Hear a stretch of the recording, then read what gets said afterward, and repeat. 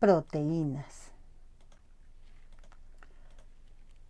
Las proteínas son moléculas que se forman por la unión de un número variable de aminoácidos. Intervienen unos 20 tipos de aminoácidos. La combinación de estas pequeñas moléculas origina una extraordinaria variación de las proteínas, lo que explica el elevado número de funciones que realizan. Y por ejemplo, de este lado vemos varias proteínas de tipo animal y vegetal. Tenemos, por ejemplo, pescado, tenemos semillas y algunos otros tipos de proteínas acá de este lado, que son proteínas vegetales. Y en la parte de abajo vemos el huevo, que es por excelencia una proteína animal. Aminoácidos. Son compuestos orgánicos que forman principalmente a las proteínas. Todos los aminoácidos son los componentes principales de las proteínas y existen más o menos 20 esenciales, a pesar de que son 100 conocidos, son 20 las que forman a las proteínas y se conocen como aminoácidos esenciales. Podemos observar aquí la estructura de un aminoácido y en el centro vamos a ver lo que sería el carbono central o carbono alfa, del lado izquierdo lo que es el grupo amino y del lado derecho lo que es el grupo carboxilo. Y en la parte de abajo vemos el radical.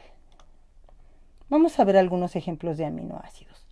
Tenemos un aminoácido no polar, por ejemplo, en este caso, que son aminoácidos que no se combinan con el agua. Sin embargo, también los tenemos polares. En este caso, por ejemplo, podemos ver el carbono central, que está aquí en medio, su grupo amino y su grupo carboxilo.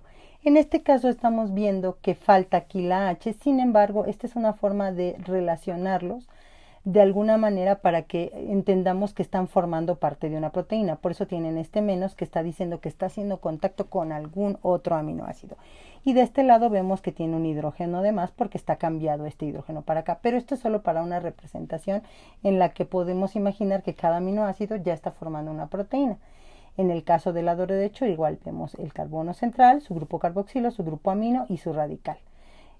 Igualmente en los otros aminoácidos, este es una alanina, este es una glicina, este es una valina, este es una leucina y podemos ver igualito que el radical es en lo que cambia.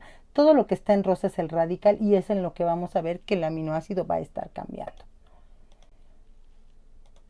El enlace peptídico. Las proteínas, también llamadas péptidos, unen sus aminoácidos mediante un enlace por síntesis por deshidratación llamado enlace peptídico. Y aquí podemos ver en una representación de estructuras geométricas, por ejemplo, aquí tenemos un rombo, un hexágono, un cuadrado, que están uniéndose por una cadenita que conocemos como enlace peptídico. Si pensamos que cada una de estas figuras geométricas es un aminoácido, podemos ver cómo son diferentes tipos de aminoácidos y cómo se van uniendo mediante este enlace peptídico.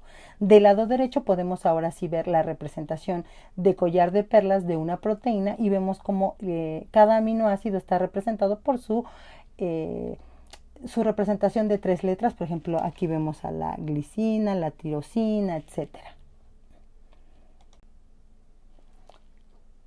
Enlace peptídico. Los péptidos están formados por la unión de aminoácidos mediante un enlace peptídico.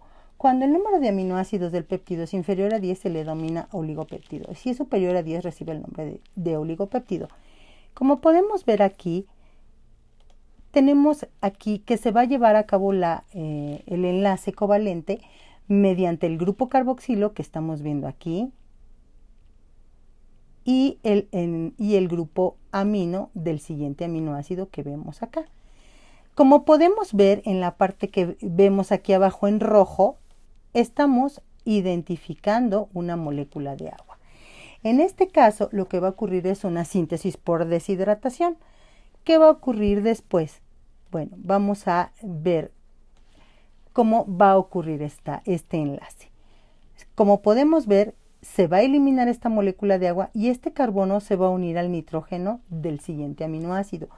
Aquí lo estamos viendo. Este carbono es este mismo carbono, aunque cambió la posición del oxígeno. Y lo que estamos viendo aquí es el enlace peptídico, y como finalización tenemos que también obtenemos una molécula de agua, que es esta que está aquí atrás. Estructura de las proteínas.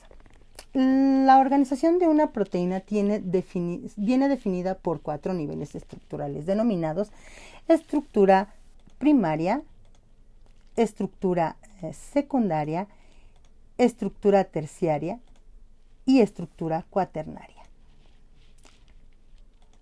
Y cada una de estas estructuras informa de la anterior en el espacio. Como podemos ver aquí, la estructura primaria es la unión de los aminoácidos. Solamente en la estructura secundaria podemos ver cómo esos aminoácidos o esa cadena de aminoácidos se va plegando en forma como de churrito, que llamamos doble hélice. Y la estructura terciaria es como esta misma doble hélice se va a enrollar sobre sí misma formando lo que llamamos péptido. Y en la estructura cuaternaria tenemos la unión de varios péptidos. Lo vamos a ver a continuación. Estructura primaria. La estructura primaria es la secuencia de aminoácidos de la proteína. Nos indica qué aminoácidos contiene la cadena polipeptídica y en qué orden están. Y como podemos ver aquí, podemos ver cómo está aquí un primer aminoácido que se llama glicina en azul, otro que se llama serina en verde, que ya están unidos por síntesis por deshidratación. Cada esquinita es un carbono y vemos cómo están uniéndose. Aquí otra vez vemos una glicina en azul, una alanina en rojo, una glicina en azul, una alanina en rojo.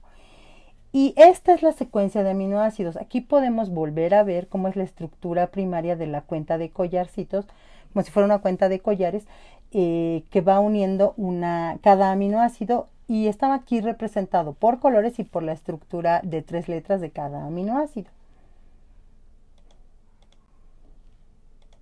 La estructura secundaria es la disposición de la secuencia de aminoácidos o estructura primaria en el espacio. Los aminoácidos, gracias a la capacidad de giro de sus enlaces, adquieren una disposición espacial estable. Y lo que podemos ver aquí es que se conocen 3 tipos de estructura secundaria: alfa hélice, hélice de colágena y beta plegada.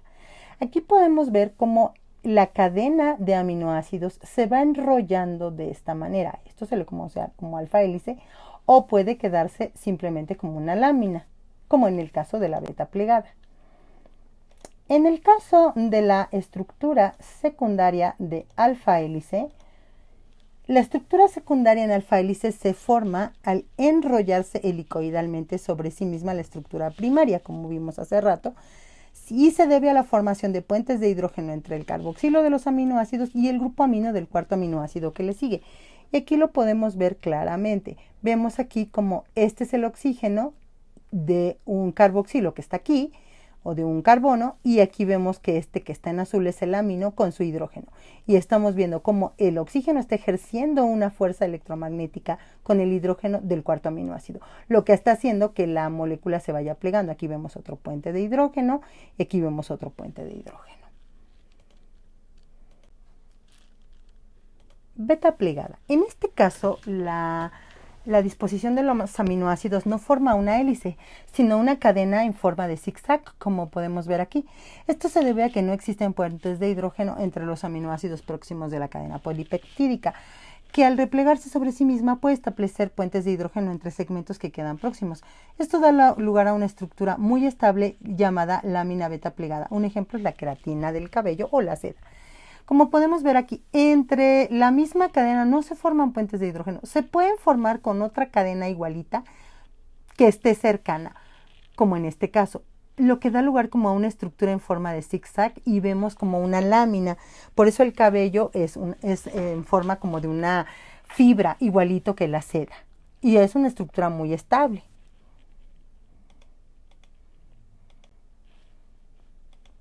Estructura terciaria. La estructura terciaria de una proteína informa sobre la disposición de la estructura secundaria de una proteína al plegarse sobre sí misma, formando una estructura globular. Como podemos ver aquí, está la alfa hélice, pero está plegada sobre sí misma, como vemos aquí. O sea, estamos viendo como la estructura secundaria en alfa hélice, como en churrito, se va volviendo a plegar sobre sí misma. La conformación globular de la proteína facilita su solubilidad en agua y en disoluciones salinas. se mantienen estables gracias a los puentes de hidrógeno de los radicales R de los aminoácidos y los puentes disulfuro de las cisteínas. Se ha observado que existen combinaciones de alfa hélice y beta plegada que aparecen repetidamente en proteínas distintas y reciben el nombre de dominios estructurales. Como podemos ver aquí, estamos viendo cómo hay alfa hélice y aquí adentro hay beta plegada. Estructura cuaternaria. La estructura cuaternaria informa de la unión mediante enlaces débiles no covalentes de varias cadenas polipeptídicas con estructura terciaria, idéntica o no, para formar un complejo proteico. Cada una de estas cadenas polipeptídicas recibe el nombre de protómero. Y entonces podemos ver aquí la estructura primaria, como es el collarcito de cuentas formado por los aminoácidos, la estructura secundaria en alfa hélice, cómo se está plegando la proteína, la estructura terciaria, cómo nuevamente se vuelve a plegar, y en la estructura cuaternaria vemos cómo hay diferentes protómeros o diferentes estructuras globulares o cadenas polipeptídicas que se unen formando esta estructura cuaternaria, que es una geometría asociada de cada una de las subunidades. Por eso vemos una proteína con alto peso molecular. Son estructuras bastante grandes.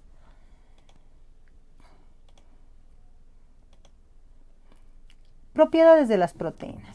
Por ejemplo, las proteínas presentan solubilidad. En el caso de las proteínas globulares, tienen la capacidad de disolverse, ya que pueden formar puentes de hidrógeno con el agua. Y como podemos ver aquí, estas estructuras que se llaman merengues están formadas por proteínas globulares que están en la albúmina de la clara de huevo. La clara de huevo se puede disolver en agua y azúcar para poderla batir y formar estas estructuras que después se hornean y forman lo que sería el merengue. Pero esto es gracias a la solubilización de la proteína. Otra propiedad es la desnaturalización. Si en una disolución de proteínas se producen cambios de pH, alteraciones de concentración o agitación molecular o variaciones de temperatura, los enlaces que mantienen la estructura terciaria y cuaternaria se rompen y la proteína cambia de estructura globular a filamentosa. Pierde su funcionalidad. Esta variación de la conformación se denomina desnaturalización y esta no afecta a los enlaces peptídicos. La proteína puede en algunas ocasiones regresar a su conformación, lo que se denomina renaturalización.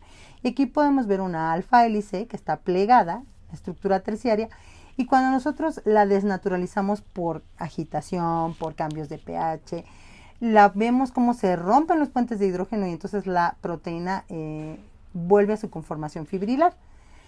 Y de igual manera, si nosotros volvemos a cambiar el pH, pudiera ser que se regrese a su conformación original, pero esto no siempre pasa. Un ejemplo muy claro de esto es cuando nosotros rompemos la estructura terciaria de un huevo, de la albúmina del huevo, y al calentarla rompemos los enlaces y entonces el huevo, lo que llamamos que se cose. En realidad no es que se cosa, es que se desnaturaliza y llega entonces a esta estructura fibrilar que conocemos como huevo ya frito. Otro ejemplo de desnaturalización de la proteína es la caseína de la leche, que al nosotros, por ejemplo, ponerle limón, cambiarle el pH, lo que hacemos es que la proteína decimos que se echa a perder o que se corta, pero en realidad lo que está ocurriendo es que se desnaturaliza y forma estas fibrosidades que conocemos como queso. Otro ejemplo de desnaturalización de la proteína es cuando vamos a la estética a hacernos la permanente y entonces ponemos el cabello en un líquido que desnaturaliza a los puentes de hidrógeno y le podemos dar esta forma con alguna plancha o con algún tubo, de tal manera que queda como rizado. Y después aplicamos otro líquido para renaturalizar a la proteína, pero ahora queda el cabello en forma de esta estructura. Funciones generales de las proteínas. Una función muy importante de las proteínas es el transporte.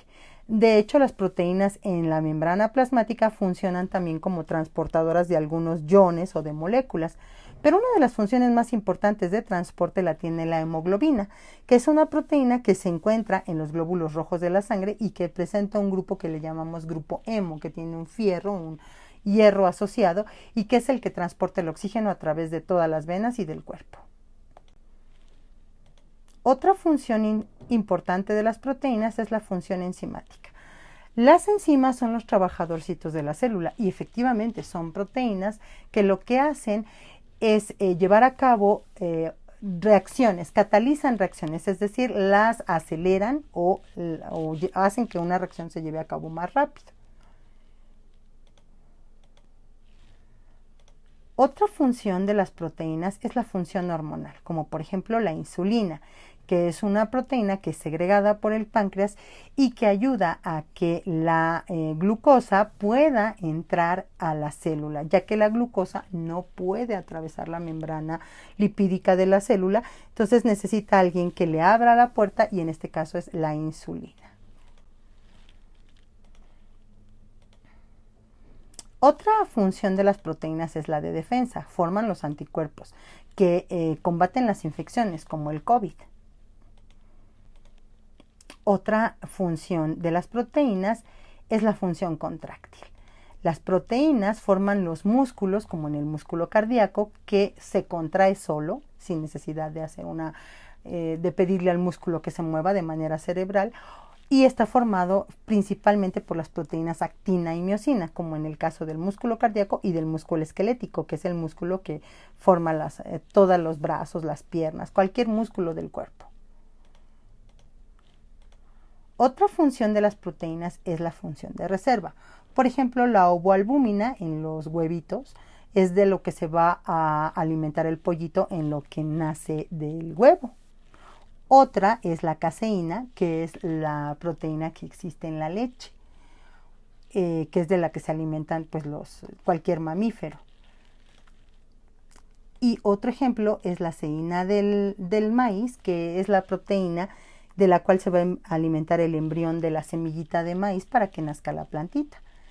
Lo mismo que ocurre con la gliadina, que es la que forma el endospermo o la proteína de reserva para las semillitas de trigo para que nazca la plantulita de trigo. De hecho, esta gliadina es lo que llamamos gluten. Y de esta manera vemos que hay diferentes funciones de reserva de las proteínas. Gracias.